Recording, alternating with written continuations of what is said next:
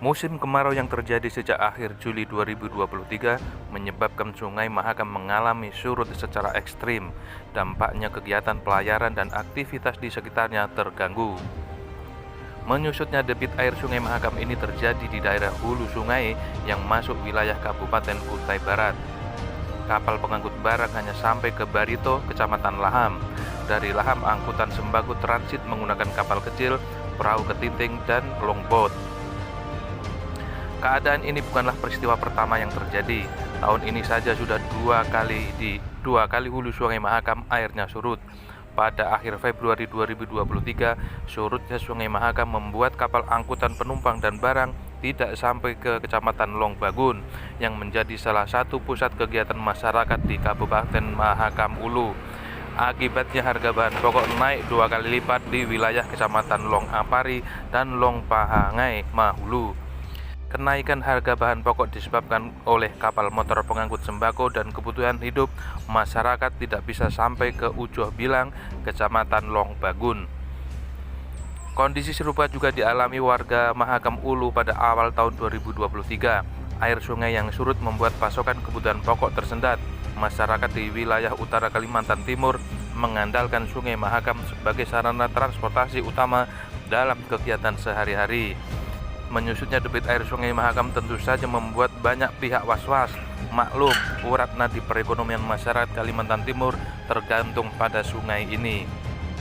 Pelaksana tugas Kepala Kantor Kesah Bandaran dan Otoritas Pelabuhan atau KSOP Samarinda, Kapten Rida menjelaskan, sejak 2 minggu lalu pihaknya mendapatkan laporan sejumlah kapal yang sudah atau hendak muat di hulu sungai, namun tak dapat melanjutkan pelayaran lantaran kandas.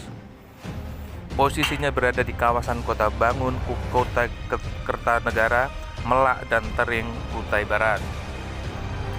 Ia menjelaskan, kemarau 2023 ini memang berbeda dengan tahun-tahun sebelumnya.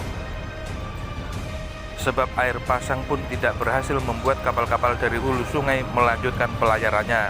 Kalaupun saat ini masih ada sejumlah tugboat terjadi melayani Sungai Mahakam, Kapten Rida menjelaskan itu kapal-kapal yang berlayar dari wilayah Tenggarong menuju Muara Berau.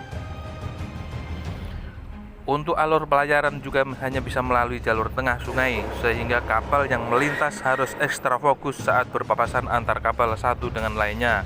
Pihaknya telah mengeluarkan imbauan kepada seluruh pemilik, operator, dan nahkoda kapal untuk memaksimalkan jaga laut dan mengaktifkan koordinasi atau komunikasi melalui radio. Selain tugboat, selama kemarau ini pihaknya telah mengeluarkan kebijakan yaitu kapal penumpang dari Pelabuhan Samarinda ke Parepare harus diberangkatkan lebih awal. Nama Mahakam berasal dari bahasa Sanskerta yakni kata Maha dan Kama. Maha berarti tinggi atau besar, sedangkan Kama artinya cinta, hingga Mahakam sendiri diartikan cinta yang sangat besar.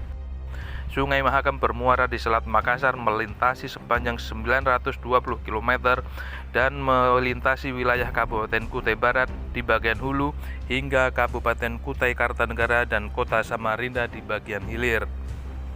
Sungai Mahakam membelah daratan timur dari Pulau Kalimantan selebar 300 sampai 500 meter. Sungai ini bersumber dari pegunungan Iban di tengah Pulau Kalimantan di dekat perbatasan Indonesia dengan Sarawak, Malaysia.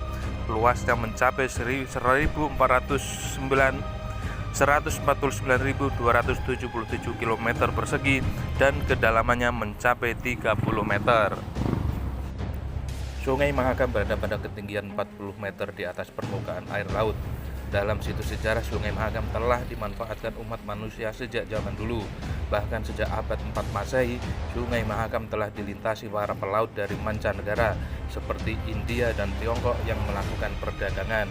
Informasi ini diperoleh dari jejak arkeologi di Muara Kaman, pusat kerajaan Kutai Martapura. Sejak zaman dahulu, Sungai Mahakam menjadi sumber air, potensi perikanan, dan sarana transportasi. Masyarakat Kalimantan Timur juga menggunakan Sungai Mahakam untuk memenuhi kebutuhan sehari-hari, mandi, air minum, dan mencuci pakaian, serta tempat wisata.